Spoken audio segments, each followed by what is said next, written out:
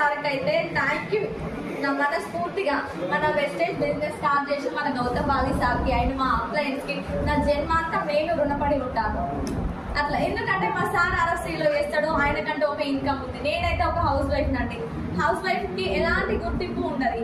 అదే పొద్దులు చేసుకోవడం, పని చేసుకోవడం, వంట చేసుడు, పిల్లల్ని పంపించడం, హస్బెండ్ పంపించడం, రొటీన్ ఇంతే ఉంటుంది కదా. మనకంటూ ఎలాంటి గుర్తింపు ఉండదు.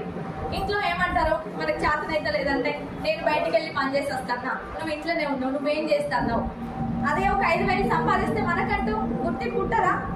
అందరం లేడీస్ అనుకుంటాం మనకు ఒక 5,000 వస్తే బాగుండు, ఒక 10,000 వస్తే బాగుండు, మనకంటూ గుర్తింపు ఉంటుంది. కానీ దానికోసం ఏం చేస్తారు, చిన్న చిన్న బిజినెస్లు, మిషన్లు కుట్టడం కానీ లేదా షాప్లో చేయడం కానీ పొద్దంతా కష్టపడతాం. అంతే 5,000 10,000 ఇస్తారు. ఆ 10,000 కూడా కష్టం. 8,000 ఇస్తారు. సంవత్సరాల తరబడి ఏయంగా 500 1000 రూపాయలు పెంచుతారు, అంతే కదా.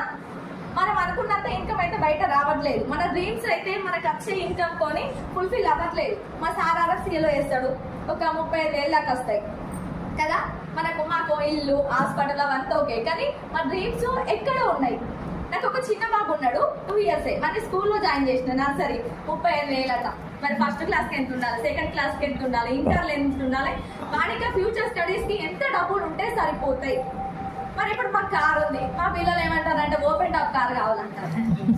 మరి బయట మనకు వచ్చే ఇన్కమ్ తో మనం ఇప్పిస్తాం. అసలు మన డ్రీమ్ చేస్తామా అలాంటి కారు గురించి? లగ్జరీ హౌస్ ఎవరైనా అనుకుంటామా? మనం ఏమనుకున్న గుడిసెలు ఉన్న ఒక ఇల్లు, మామూలు రేకులు ఇల్లు ఉన్నోళ్ళేమో ఒక బంగ్లా కదా. ఆ బంగ్లా ఉన్నోళ్ళేమో మంచి కబర్డ్స్ కట్టుకోవాలనుకుంటాం. మనకి ఎంత ఇన్కమ్ ఉన్నదో దాని మందమే ఆలోచించుతున్నాం. గొప్పగా మనం ఆలోచించట్లేదు, ఎందుకంటే రావు కదా, ఎందుకు ఆలోచించడం, అంతే కదా.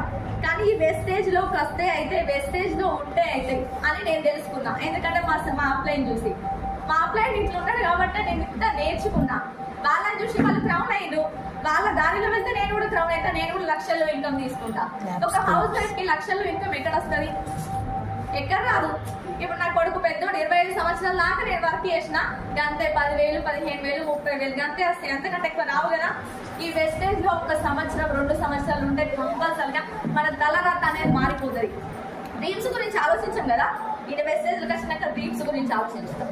ఫారెన్ ట్రిప్స్ మనం ఆలోచించాం, అసలు ఆలోచించాం. తిరుపతి, కొండగట్టు, వేములవాడ ఇవే మనం.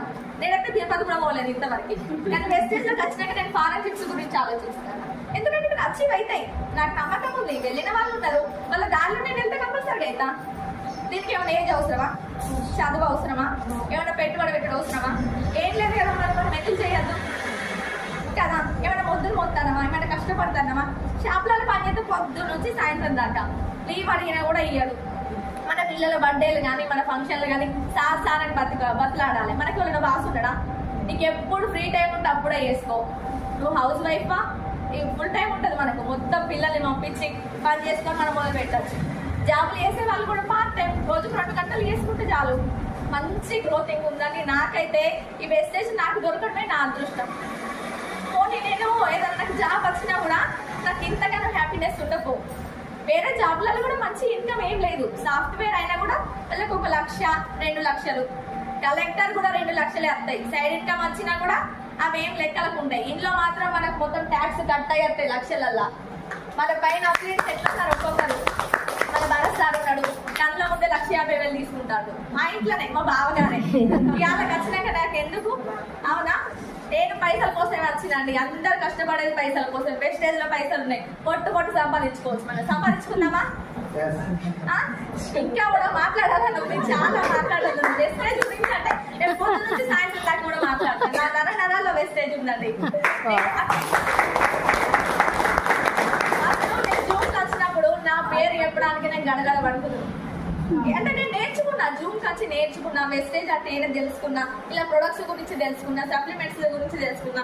సప్లిమెంట్స్ అయితే ఎంత మంచి వర్క్ అయితే అంటే, మా అమ్మకు మోకాళ్ళ నొప్పులు స్టార్ట్ అయినాయి. మాది జగిత్యాల సైడ్. జగిత్యాల చూపెట్టినాం, కరీంనగర్ చూపెట్టినాం, గోదావరి కళ్ళ చూపెట్టినాం. అస్సలు తగ్గలేదు. 50,000 ఖర్చు అయింది. ఏంటి సప్లిమెంట్స్ ఇస్తే మా అమ్మకి ఇంత వాపులు ఉంటుంది కదా, వాపులు మొత్తం తగ్గింది. ఇట్లా కుడితే లొట్ట పడేటి దాన్ని మొత్తం అంతా నీరు వచ్చింది. నాకు ఇంకా రిజల్ట్ తెలిసింది. వాడినా నాకు ఫేస్ మీద పిగ్మెంటేషన్ ఉండేది, ఈ సోపు వాడినా. నాకు ఒక చిన్న బాబు ఉంటాడు, 2 years బాబే. కొలెస్ట్రాల్ టాబ్లెట్ వేస్తాను బలానికి కదా. ప్రొడక్ట్స్ బాగానే ఉన్నాయి, కళ్ళ ముంగంటే డబ్బులు కనబడతాను. ఇక నేను ఎందుకు చేయొద్దు కదా. ఇప్పుడైతే నాకు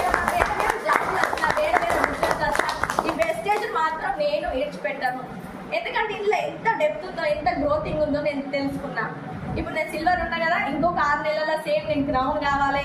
లక్షలు నేను 5,000 10,000కి రాలేదండి, నేను ₹1,00,000 కోసం వచ్చిన. ₹1,00,000 సంపాదించుకున్నాను. బతుకంటే గట్ల బతకాలి, గిట్ల బతుకుతావా? దేవుడు మనకు పుట్టుకు ఒకటేసారి ఇచ్చింది, అవునా కాదా? అవునా? మనకి ఇట్లనే సాలిసాలని బతుకులు అంతా అడ్జస్ట్ అవుడు, బట్టలు కొనుక్కోవాలని అడ్జస్ట్ అవుడు. బంగారం కూడా కాదు, అది 1 గ్రామ్ గోల్డ్ కొనుక్కోవాలని మన లేడీస్ ఆలోచిస్తారు. ఎందుకంటే పిల్లల చదువులకైతే అది మనం మొత్తం సాక్రిఫైస్ చేసుకుంటూనే పోతాం. మనకంటూ ఏం లేదు, వెస్టేజ్ ఉంటే అవన్నీ అవుతాయి. అందరికి అర్థమైంది కదా, అందరూ చేయండి, చాలా మంచి బిజినెస్, ఎలాంటి డౌట్లు అవసరం లేదు. మీ అప్లైన్ చేతి పట్టుకొని ముందుకు వెళ్ళండి. నాకైతే ఫస్ట్ ఈ వెస్టేజ్లకు వచ్చినప్పటి నుంచి నేను ఒక 25 నుంచి 30,000 సంపాదించుకున్నా. ఫస్ట్ ₹73తో స్టార్ట్ అయినా, పోయిన లాస్ట్ మంత్ 14,870 వచ్చినాయి. ఫాస్ట్ టైంగా అదే ఏం చేయకుండా హౌస్ వైఫ్ ఉంటే వచ్చినా నాకు పో కదా, మరి నేను ఏం చేసినా వాడుకున్నా 10 మందికి చెప్పినా అంతే. వీళ్ళు ఏం తీసుకోలేరు కదా, అందరికి ఇవ్వచ్చు కదా. అందరూ చేయండి, అందరూ సక్సెస్ అవుతారు. ఆల్ ద బెస్ట్ అండి అందరికీ.